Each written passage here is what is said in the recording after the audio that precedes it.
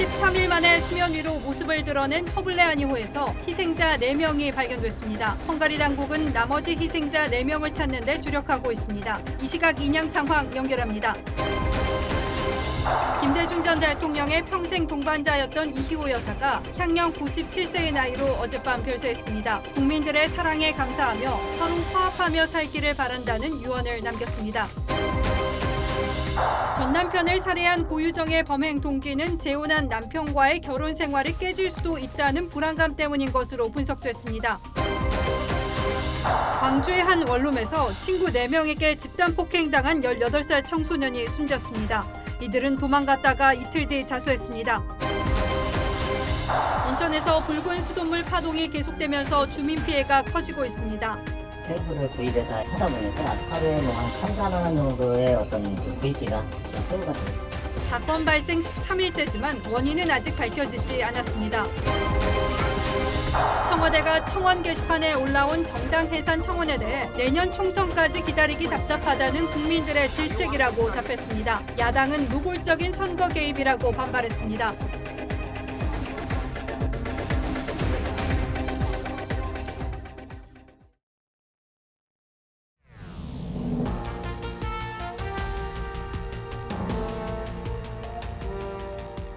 여러분 안녕하십니까? 뉴스9의 신동욱입니다. 헝가리 다뉴브강에서 한국인 관광객을 태우고 침몰한 유람선 허블레아니호가 침몰 13일 만에 인양됐습니다. 선체 내부에서 4구의 시신을 수습했는데 이 가운데 3구는 한국인 관광객의 시신으로 추정되고 있습니다. 그리고 실종자 가운데 가장 나이가 어린 6살 여자아이로 추정되는 시신도 발견됐습니다. 먼저 이유진 기자가 보도합니다. 현지 시간 오전 6시 47분, 한낮 기온 30도를 웃도는 무더위를 피해 새벽부터 인양이 시작됐습니다. 침몰 13일 만에 모습을 드러낸 유람선 허블레아니호. 조타실에서 헝가리인 선장으로 추정되는 희생자 시신이 처음 발견됐습니다. 갑판과 선실, 후미 순서로 수색이 이어졌고 객실로 이어지는 입구에서 한국인으로 추정되는 시신 3구가 수습됐는데 6살 어린이로 추정되는 시신도 확인됐습니다. 시신들은 헝가리 경찰 보트에 실려 병원에 이송됐고 현재 신원 확인 작업 중입니다. 경찰 보트 등 소형 선박 17척이 시신 유실을 막으려 대기했고 실종자 가족들은 따로 마련된 제3의 장소에서 인양 상황을 지켜봤습니다. 일부 가족들만 이 모습을 참관하고 나머지 저 다리나 강 좌우측의 시민들은 다 통제할 수 있도록.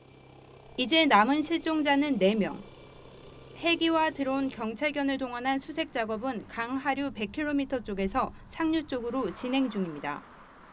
인양 작업을 지켜보던 이들은 모두 가족품으로 돌아가길 한마음으로 기원했습니다. TV조선 이유진입니다. 예, 인양 작업은 우리 시간 오늘 오후 시작됐습니다. 당초 예상보다 훨씬 시간이 오래 걸렸는데 현지에서 지켜본 저희 취재 기자를 연결하도록 하겠습니다. 자, 홍영재 기자, 시간이 상당히 오래 걸렸군요. 이제 다 끝났습니까? 네, 한국 시간으로 오후 1시 50분쯤 시작된 인양 작업은 7시간째 이어지고 있습니다. 대형 크레인인 클라크 아담이 선체를 들어올린 지 26분 만에 선체의 가장 윗부분이 수면 위로 떠올랐는데요. 현재 유람선은 바지선 위로 옮겨진 상황입니다. 인양 시간은 당초 빠르면 1시간으로 예상됐는데 그보다는 훨씬 지체됐습니다. 배 꼬리 쪽에 심한 훼손이 발견돼 유실 방지를 위한 보강 작업이 진행됐기 때문입니다.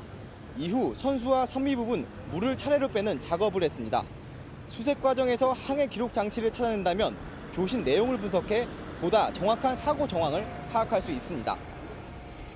예, 그러니까 선체 뒤쪽 선미 부분을 받쳤는데 추돌 흔적은 어떻게 보이던가요?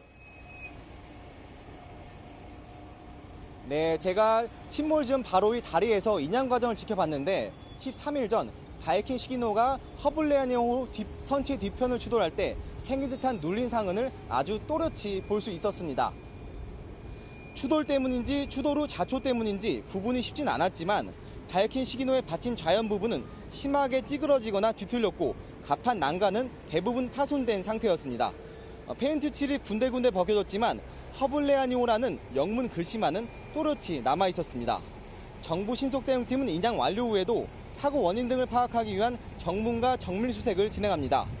헝가리 대테러청이 실종자 수색을 위해 진흙이 쌓인 유람선을 바지선 위에서 수색한 뒤 체펠섬으로 이동해 정밀 수색할 계획입니다. 부다페스트에서 TV조선 홍영재입니다. 예, 현재 홍영재 기자였습니다. 보신 것처럼 수심도 깊지 않고 배도 크지 않은데 이렇게 시간이 오래 걸린 건 혹시라도 선체가 파손되거나 시신이 유실되는 것을 막기 위해서 매우 천천히 그리고 조심스럽게 작업을 진행했기 때문입니다. 추가로 와이어를 설치하느라 2시간가량 인양이 지연되기도 했고 지친 구조대원이 물에 빠지는 사고도 있었습니다. 박소영 기자가 인양 과정을 자세히 설명하겠습니다. 크레인 클라크 아담이 가동을 시작한 지 26분. 허블레아니오 조타실이 물 위로 모습을 드러낼 때만 해도 모든 작업은 순조로울 줄 알았습니다. 구조당국은 애초 침몰선을 균형을 맞춰 들어올리는 데 중점을 뒀습니다. Ezt most nagyon pontosan, precízen pozícionálni kell, ezt az úszóművet, magát a Clark Ádámot rögzíteni kell, és helyzetbe kell hozni ahhoz, hogy az emelést végre tudja hajtani. 하지만 선체는 좌현 쪽 선미 쪽으로 기울어 구조 작업을 위한 바지선에 기댄 채 위태롭게 인양과 수색 작업이 이뤄졌습니다. 인양 착수 2시간 뒤인 오후 3시 50분쯤 선미 부위에 훼손이 확인되면서 작업은 오랜 시간 중단됐습니다. 인양되던 선박이 다시 가라앉았고 당국은 선체 추가 파손과 시신 유실을 막기 위해 5번째 와이어를 연결해 1시간 40분 만에 인양 작업을 재개했습니다. 헝가리 구조대원이 지쳐 물에 빠지는 아찔한 상황도 있었습니다. 헝가리 당국은 인양된 허블레아니호의 1차 선내 수색을 마친 뒤 전문가와 배안을 정밀 수색할 예정입니다. TV조선 박소영입니다. 침몰 13일 만에 가까스로 선체 인양에 성공하기는 했습니다만 사고 원인을 규명하기 위한 수사는 여전히 더디기만 합니다.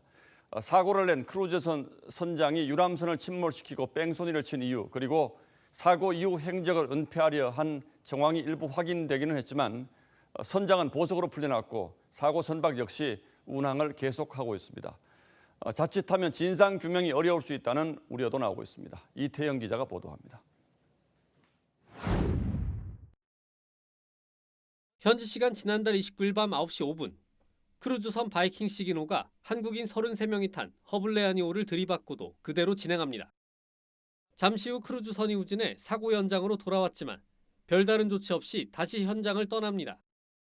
선장은 사고 직후 통화 기록과 문자 내역을 삭제했습니다. Igazságügyi szakértői megállapítás van arra nézve, hogy a gyanúsított adatokat törölt a baleset időpontja és a telefon későbbi lefoglalása között. 지난 1일 선장은 구속됐지만 보석금 6천만 원 등 조건부 보석을 허가받았습니다. 하지만 헝가리 검찰이 항고하면서 곧 항고심이 진행될 예정입니다. 선장은 변호인 등을 통해 44년 무사고 경력을 주장했지만 지난 4월 5명이 다친 네덜란드 유조선 충돌 사고를 일으킨 것으로 현지 검찰은 파악하고 있습니다. 독일과 슬로바키아를 거쳐 부다페스트 인근으로 돌아온 바이킹 시기노는 사고 흔적을 페인트 칠로 지워 증거인멸 의혹도 샀습니다.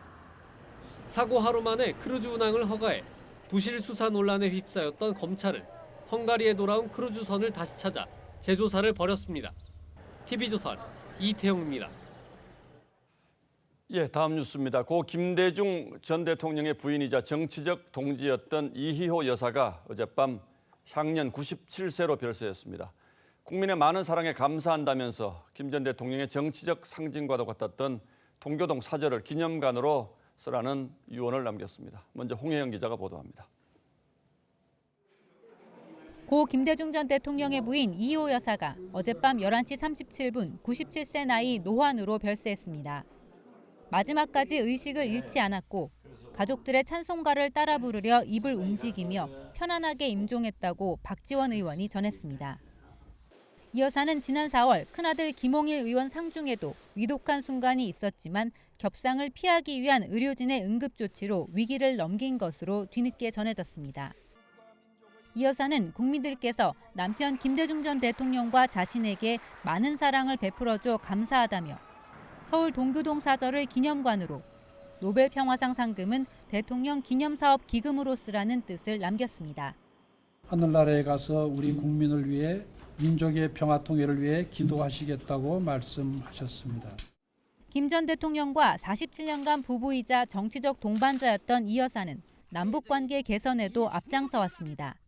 해맑은 어린이들의 손을 잡으면서 다음 세대의 분단의 아픔을 물려주어서는 안 된다는 것을 생각했습니다. 이 여사의 장례식은 오는 14일 사회장으로 치러집니다. 장례 예배 뒤 동교동 사절을 거쳐 시신은 동작동 국립묘지에 안장됩니다. TV조선 홍혜영입니다. 고 이희호 여사는 한국 정치사에 큰 족적을 남긴 김대중 전 대통령의 부인으로서뿐 아니라 그 스스로도 평생을 민주주의와 인권을 위해 살았습니다. 이런 고인을 기억하는 많은 사람들이 지금 빈소를 찾고 있는데 빈소에 저희 취재기자가 나가 있습니다. 김보건 기자, 상당히 많은 사람들이 다녀갔다고요? 네, 유족들은 당초 이곳 신촌 세브란스 병원에서 마련된 빈소에서 오후 2시부터 조문객을 맞겠다고 공지를 했습니다만 오전부터 문희상 국회의장을 필두로 여야 정치권 인사들의 방문이 줄을 이으면서 오전부터 빈소를 열었습니다. 민주당 이해찬 대표와 한국당 황교안 대표 등 여야 당대표들도 모두 조문했습니다.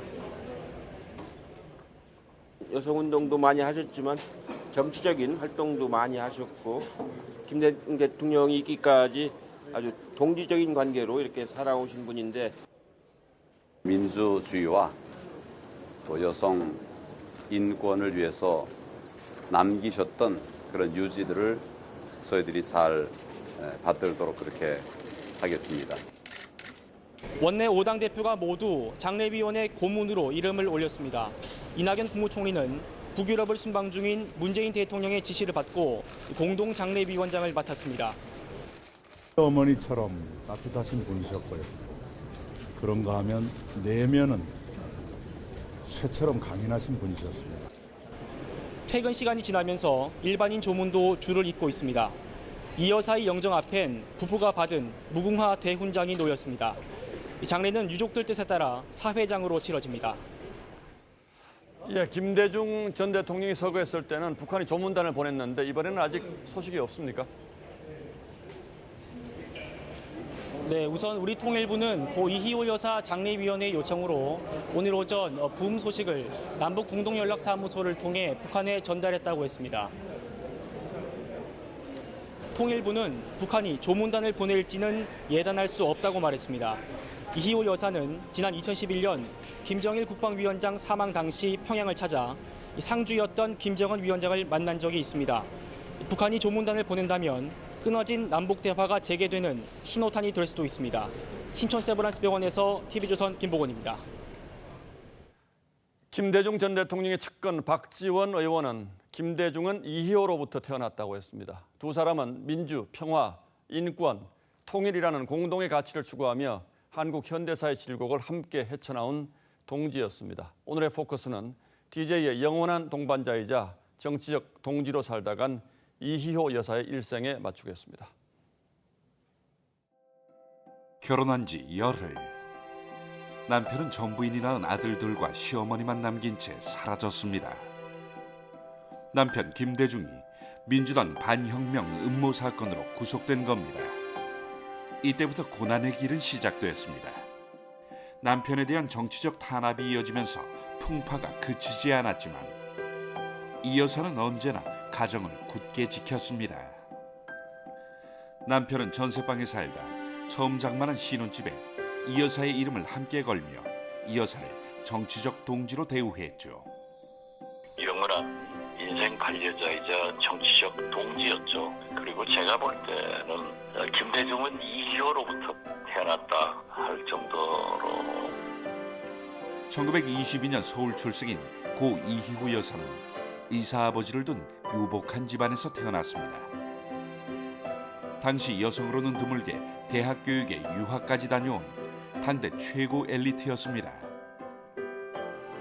이 여사는 1952년 지금의 가정법률 상담소의 모태인 여성문제연구원을 만들어 법률 강좌 등 다양한 여성운동을 전개했습니다.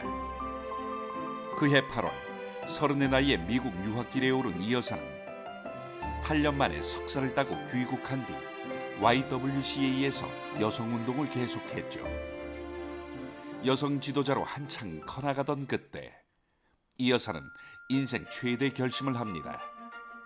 바로 김대중과의 결혼. 앞날 밝은 여성계 엘리트가 부인과 사별하고 애둘 딸린 호라비와 결혼을 하다니 주변 사람들은 고개를 저었죠. 하지만 이 여사는 꿈이 큰 남자의 밑거름이 되자는 결심으로 1962년 김대중과 결혼했고 신군부의 김대중 사형 선고와 가택연금 등 갖은 역경을 이겨내고 결국 1998년 대통령 김대중 곁에 섰습니다. 그 엄혹한 시절 김대중 대통령과 함께 그 시련을 극복하는 삶을 사신 그 생애 정말로 존경의 염을 담아서 2009년 먼저 떠나보낸 평생의 반려자. 이 여사는 너무 쓰리고 아픈 고난의 생을 잘도 참고 견딘 당신을 참으로 사랑하고 존경했습니다 라고 남편을 추모했습니다. 화해와 용서의 정신 그리고 평화를 사랑하고 어려운 이웃을 사랑하는 이것이 남편의 유지입니다. 그리고 남편을 따라 소천한 이 여사. 이 여사가 마지막 가는 길 남긴 말은 무엇이었을까요? 국민들이 서로 사랑하고 화합해서 행복한 삶을 사시기를 바란다고 말씀하셨습니다. 화합과 행복. 굴곡진 대한민국 현대사의 한복판을 걸어온 여성 선각자의 당부가 요즘 더욱 절실하게 와닿는 건 왜일까요? 뉴스나인 포커스였습니다.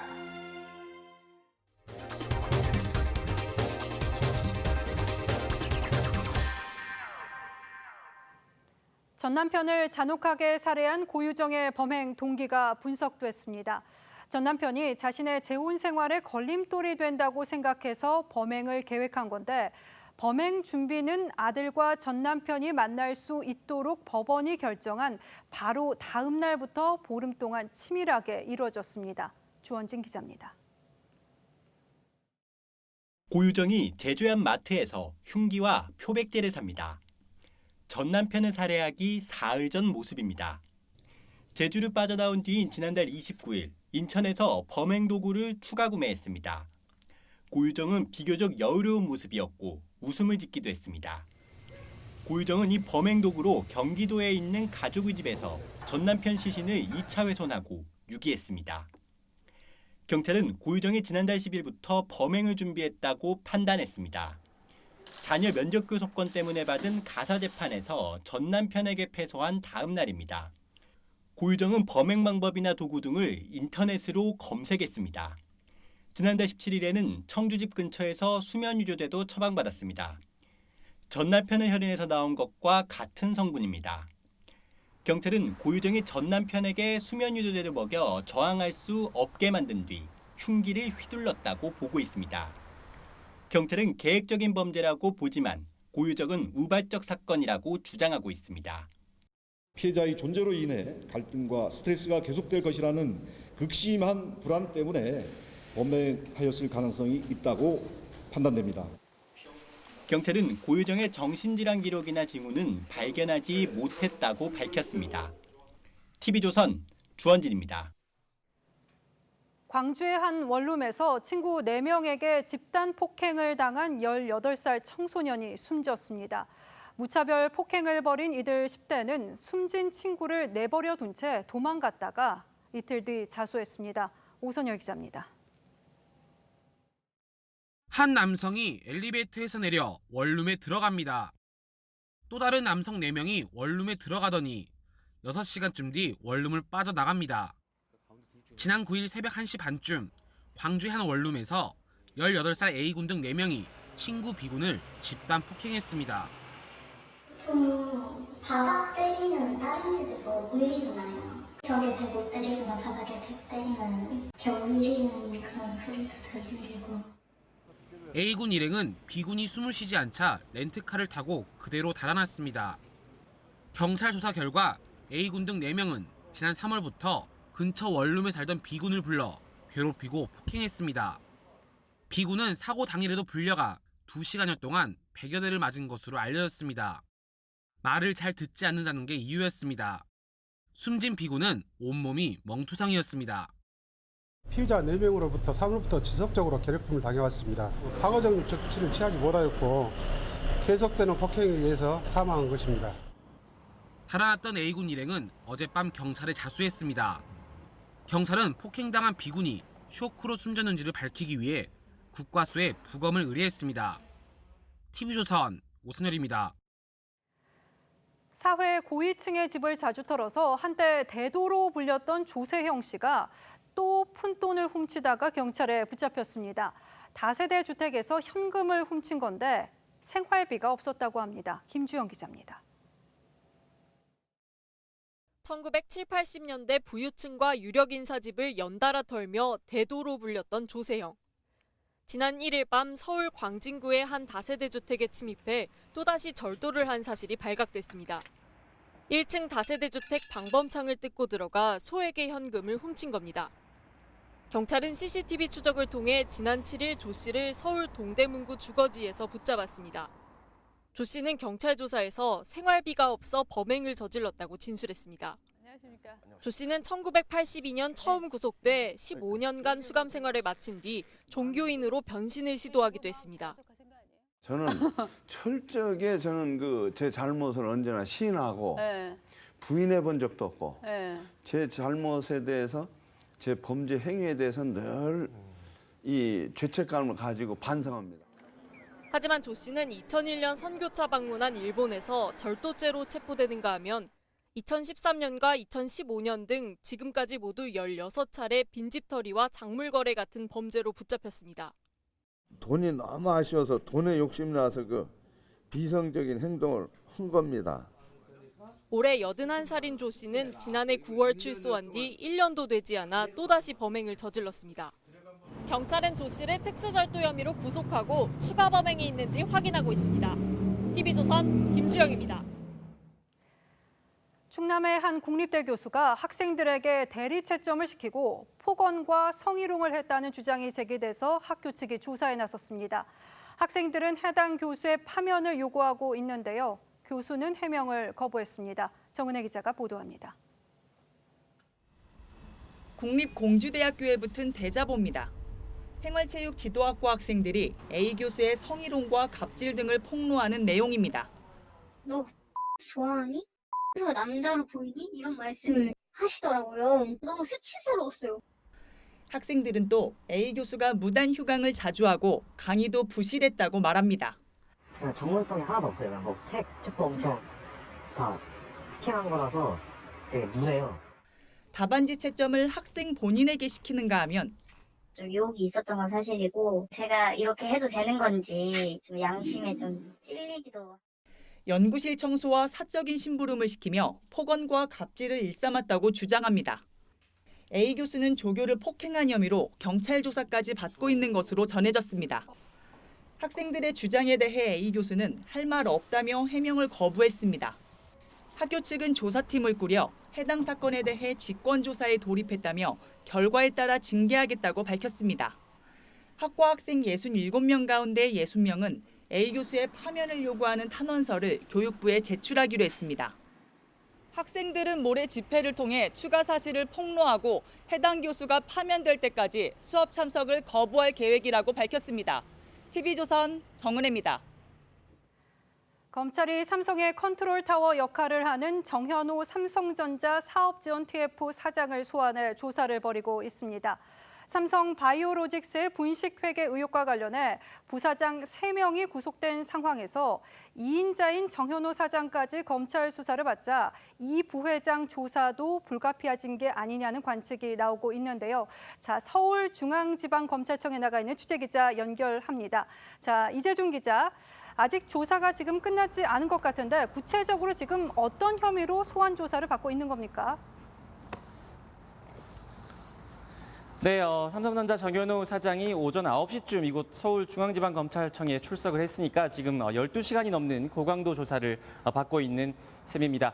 검찰은 정 사장을 상대로 삼성 바이오로직스의 회계 관련 자료의 은닉과 삭제를 직접 지시했는지 여부를 집중적으로 캐묻고 있습니다. 앞서 검찰은 이미 삼성전자 재경팀 임원을 비롯해 임직원 8명을 증거인멸 등의 혐의로 구속했습니다. 네, 그런데 이 정 사장이 삼성에서 2인자로 통하다 보니까는 검찰의 칼끝이 이재용 부회장의 턱 밑까지 치달았다, 이런 분석도 있는데 수사 전망은 어떻습니까?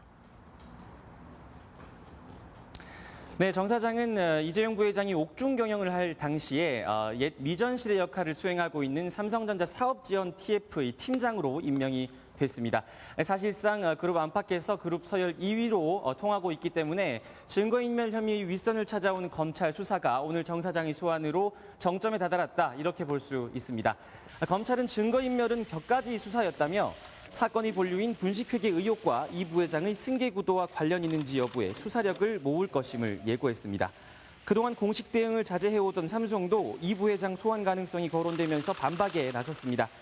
삼성 측은 진실 규명을 위해 수사에 성실히 임하겠다면서도 회사와 투자자에게 큰 피해가 우려되고 있고 경영에도 집중하기 힘든 상황이 이어지고 있다며 이 부회장의 증거인멸 인지 가능성도 강하게 부인했습니다. 검찰은 정 사장을 한두 차례 더 불러 조사한다는 방침입니다. 지금까지 서울중앙지방검찰청에서 TV조선 이재중입니다. 인천에서 붉은 수돗물이 나오기 시작한 지 13일째지만 원인은 아직도 오리무중입니다. 주민들은 먹는 것, 씻는 것 모두 다 생수로 해결하면서 버티고 있는데 생수 구입 비용 등 정확한 피해 보상 기준이 없어서 혼란이 가중되고 있습니다. 강석 기자입니다. 생수로 아기가 먹을 분유를 타고 얼굴을 닦는 수건도 생수를 씁니다. 일주일 동안 쓴 생수와 필터값만 벌써 20만 원에 이릅니다. 생수값도 앞으로 더 들어갈 텐데 이게 뭐 얼마짜리가 얼마인지 이런 거 말도 없고 정해진 게 없으니까. 식당도 정수기를 사용하지 못하고 손님에게 생수를 나눠줍니다. 정수기물을 사용하다가 생수를 구입해서 하다 보니까 하루에 뭐 한 3-4만 원 정도의 어떤 그 구입비가 소요가 되고 있죠. 인천 서구 일대에 붉은 수돗물이 나오기 시작한 지 13일째. 상인들은 손님이 절반으로 줄었다고 한숨 짓습니다. 생수를 사용한다는 거를 광고를 해서 손님을 유치하는 그런 입장입니다. 근데 보상 관련보다는 이게 장기화되면 지역 경제까지도 완전히 마비가 될 수도 있어요.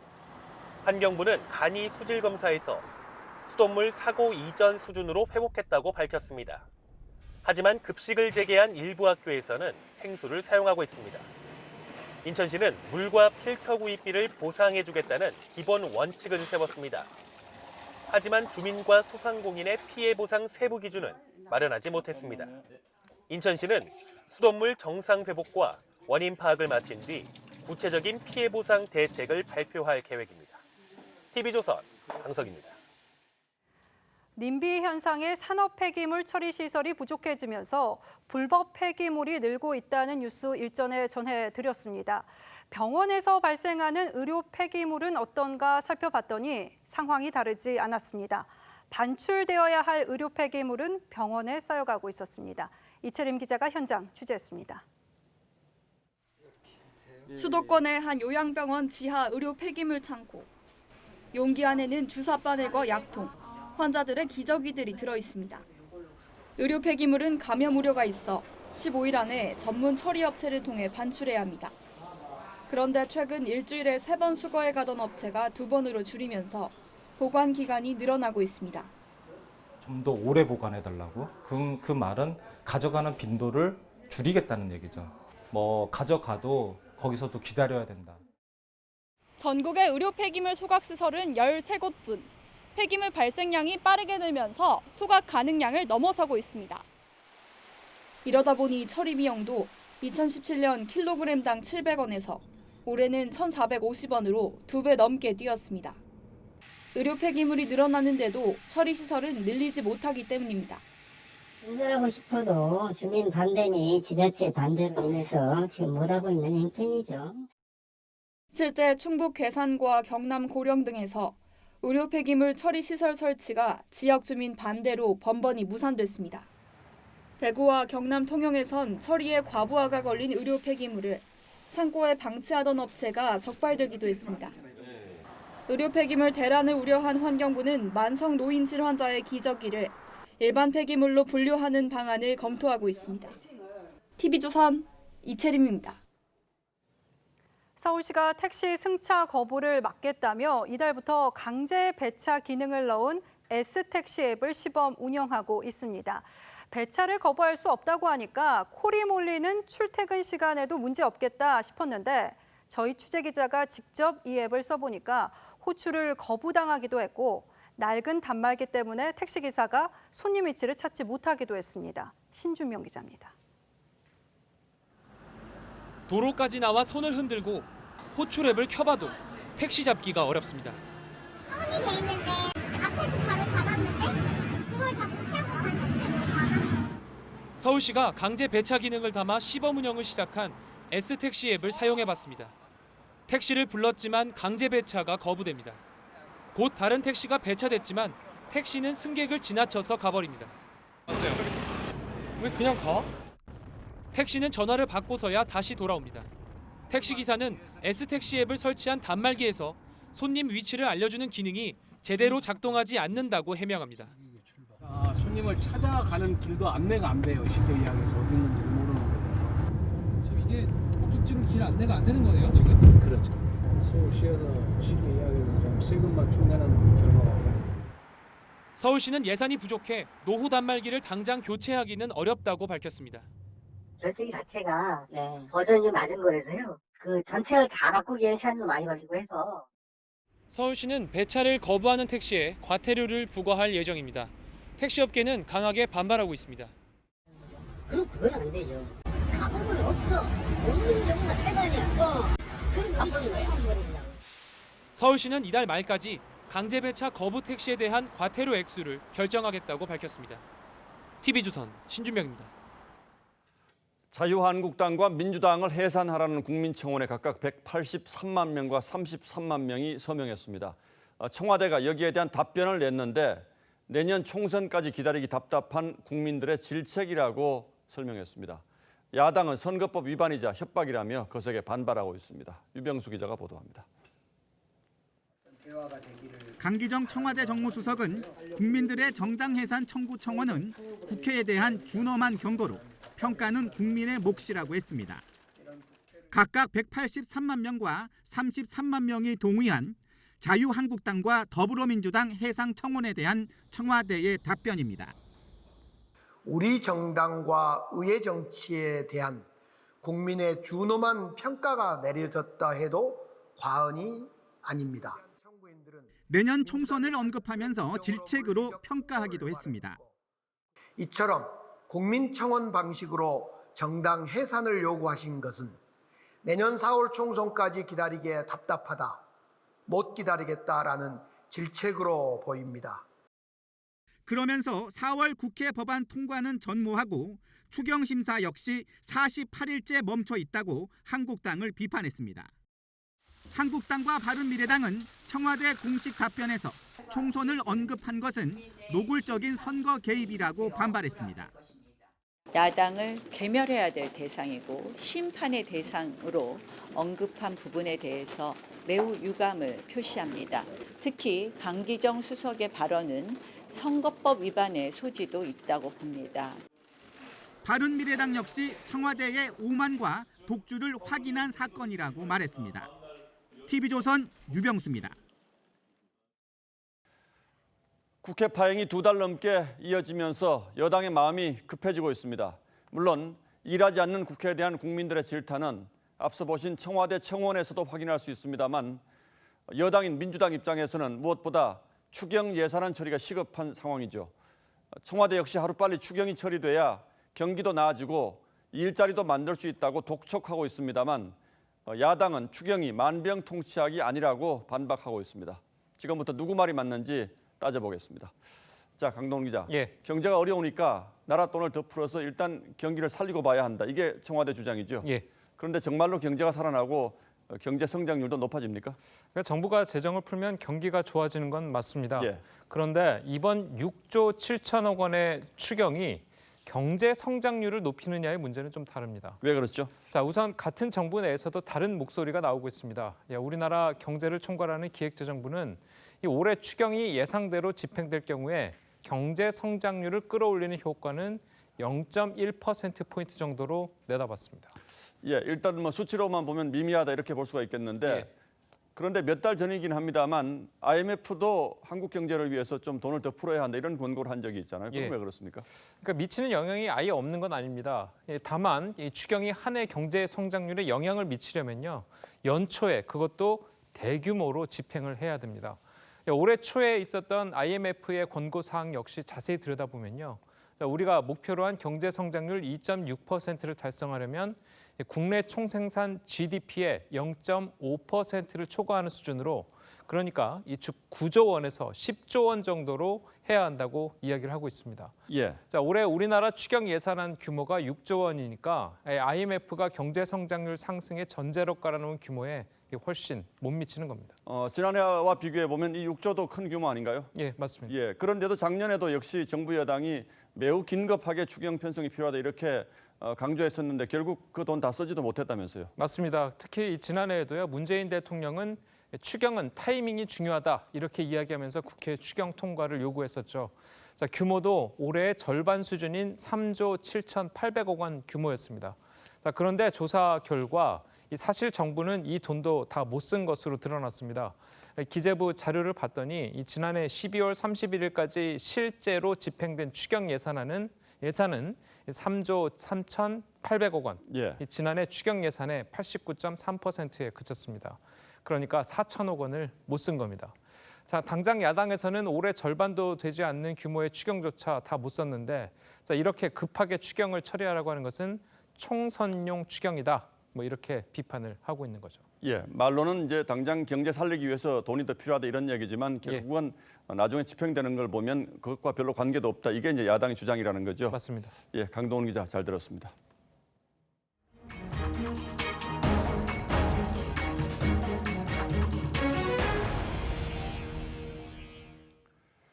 금강 공주보 해체 문제를 논의해보자는 주민토론회가 열렸는데 결국 양측의 첨예한 입장차만 확인하고 끝났습니다. 주민들 사이에 몸싸움이 벌어졌고 결국 보 해체에 반대하는 주민들이 토론회장을 떠나버리면서 양측의 갈등만 더 깊어졌습니다. 김다로 기자가 현지에서 취재했습니다. 공주보 해체 관련 시민 토론회입니다. 토론회를 시작하기도 전에 찬성과 반대로 나뉜 주민들이 몸싸움을 합니다. 왜 없애려고 하는 거야? 들어가면 가보면 되는 게 돈이 들어가잖아 지금도. 뭐가 들어가 무슨 돈이? 관리비 안 들어가? 결국 보 해체를 반대하는 주민 100여 명이 토론회를 거부하고 자리를 떠납니다. 여기 토론회 한다 하면 안 됩니다. 다 나가세요. 안 됩니다. 나갑시다. 주민 70여 명이 남아 토론회를 열었지만 찬성과 반대 의견은 차이를 좁히지 못했습니다. 강물 썩는 거 다 봤어요. 물고 떼주는 거 보고 방문 열어놓으니까 그거 없어지든가. 짓는데 1,051억 들었고 부시는데 740억에서 1,800억이 들어가는데 그 돈 국민의 혈세입니다. 반대 주민들은 보 해체 저지 집회를 열고 김정섭 공주시장이 명확하게 입장을 밝히지 않는다며 주민 소환 운동을 하겠다고 반발했습니다. 해체가 결정이 된다면 공주 시민 전원은 투쟁을 목숨을 걸고 투쟁을 다 해나갈 것입니다. 찬성과 반대 의견을 조율하려던 공주보 해체 관련 토론회가 주민 갈등만 부추기고 말았습니다. TV조선 김다로입니다. 논란을 빚어왔던 가업 상속 공제 개편안이 오늘 발표됐습니다. 세금 혜택을 받고 가업을 이어받은 뒤에 정부의 관리를 받는 기간은 10년에서 7년으로 단축되게 됐습니다만 혜택 대상 기업의 매출액 기준이 3천억 원 미만으로 유지돼서 반쪽 개편이라는 반응이 더 컸습니다. 송병철 기자가 취재했습니다. 가업 상속 공제 개편을 위한 당정협의. 이 제도는 매출액 3천억 원 미만 기업을 대상으로 상속세 혜택을 줍니다. 명품 장수 기업을 키우자며 지난 1997년 만들었는데 기업을 옥죄는 사후 관리가 너무 까다롭다는 비판을 받았습니다. 일단 혜택을 받으면 10년에 걸쳐 고용도 100% 유지하고 업종도 거의 못 바꾸며 자산 처분도 힘들었습니다. 사양산업이라도 10년을 그대로 유지하란 말이냐는 불만과 혜택 대상이 너무 적다는 목소리가 중소, 중견기업인들 사이에서 커졌습니다. 그래서 정부 여당이 오늘 개편안을 내놓은 겁니다. 급변하는 경영 환경에 보다 유연하게 대응할 수 있도록 하고자 하였습니다. 업종과 자산, 고용을 유지해야 하는 사후 관리 기간을 7년으로 줄이고 자산 매각도 좀 더 유연해집니다. 상속세 20년 분납도 중소, 중견기업 전체로 확대합니다. 하지만 실효성엔 의문이 달립니다. 정부는 업종 전환 확대를 두고 오늘 오전에 부랴부랴 그 범위를 확대하기도 했고 혜택 대상은 결국 매출액 3천억 원 미만을 유지했습니다. 중견기업들은 사실상 제외된 겁니다. 종업원수 유지 의무에 있어서는 크게 변동된 것이 없어서 사실 그것을 우려하는 기업들은 가업상속공제를 하지 않을 걸로 그렇게 예상이 됩니다. 정부는 이런 개편안을 9월 중 국회에 제출할 예정입니다. TV조선 송병철입니다.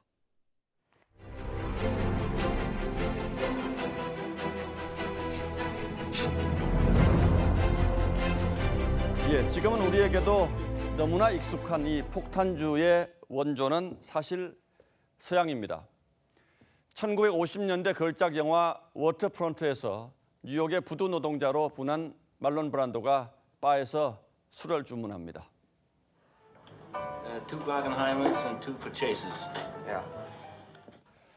예, 이 폭탄주를 가리키는 보일러 메이커는 하역, 탄광, 벌목같이 거친 일을 하는 노동자들이 값싸게 그리고 빨리 취하려고 마셨던 술이었습니다. 워터프론트에서 말론 브란도는 부정과 폭력, 살인을 일삼는 노조 조합장에 맞습니다. 하지만 동료 노동자들은 제왕처럼 군림하는 조합장에게 보복을 당하거나 일자리를 잃을까 두려워서 감히 나서지 못합니다. Doc, we've always been D&D. 말론 브란도는 결국 노조의 악행을 폭로하고 조합장을 쫓아냅니다. 검찰의 부산 항운노조 수사 결과를 보면 우리 주변에도 아직 이렇게 구조적인 비리가 공공연히 벌어지고 있다는 게 믿기지 않습니다. 노조 가입부터 취업, 승진까지 한 건에 수천만 원씩 돈이 오간 것과 관련해서 전직 위원장 2명을 비롯한 31명이 기소됐습니다. 부산 항운노조에서는 2005년 40명 넘게 구속된 이래 비슷한 비리가 터져나오곤 했습니다. 그동안 구속 기소된 위원장이 6명에 이르고 새 출발을 하겠다며 자정 결의대회를 한 위원장이 구속되기도 했습니다. 이런 비리가 가능했던 것은 노조에 가입하기만 하면 취업이 보장되는 노무 독점 공급권을 노조가 갖고 있었기 때문입니다. 유럽과 미국의 부두 노조가 일자리를 장악해 조금 전 보신 영화 워터프론트 같은 상황이 벌어졌던 것과 비슷합니다. 그래서 우리 국회도 2005년 하역 회사가 노조를 거치지 않고 인력을 뽑을 수 있게 특별법을 만들었습니다. 하지만 광복 이후 노조의 독점권이 워낙 뿌리 깊어서 변칙과 편법으로 여전히 인력 공급을 장악하고 있는 겁니다. 기득권이라는 말은 바로 이럴 때 쓰는 말이죠. 그런데 조직적, 구조적으로 벌어지는 채용 장사가 어디 이것뿐이겠습니까? 구조적인 범죄는 사람을 벌하더라도 구조를 그대로 두는 한 반복되는 특징이 있습니다. 그래서 이번 비리 역시 구조를 방치한다면 몇 년 뒤에 저희가 똑같은 기사를 다시 쓰게 될지도 모를 일이죠. 6월 11일 앵커의 시선은 요지경 취업 장사였습니다. 6월다운 날씨가 이어지고 있는데요. 내일도 낮에는 크게 덥지 않고 아침 저녁으론 서늘하겠습니다. 큰 일교차 대비해서 겉옷을 하나 꼭 챙기셔야겠고요. 내일 중부는 맑겠지만 남부는 오후 한때 내륙 지역으로 소나기가 지나겠습니다. 대기가 불안정해서 천둥, 번개를 동반하겠습니다. 또 새벽부터 아침 사이에는 안개가 짙게 끼겠는데요. 특히 남부 내륙으로는 가시거리가 200m 이하로 떨어질 것으로 보입니다. 교통안전 유의하시기 바랍니다. 또 해상에도 안개가 짙게 짙게 끼겠습니다. 오전부터는 하늘이 차차 맑아질 것으로 보입니다. 공기 상태도 쾌청하겠고요. 지역별로 기온 살펴보면 내일 아침 최저기온 서울 16도, 대구 15도, 제주 18도로 시작을 하겠습니다. 낮 최고 기온은 서울이 28도까지 오르겠고요. 또 광주 27도, 울산, 부산은 23도 선으로 동해안은 낮에 선선한 정도가 되겠습니다. 이번 주는 큰 기온 변동은 없을 것으로 보이고요. 한낮에는 30도를 밑도는 수준의 더위 예상되고 있습니다. 날씨였습니다. 예, 화요일 뉴스9은 여기서 모두 마치겠습니다. 네, 시청해주신 여러분 고맙습니다.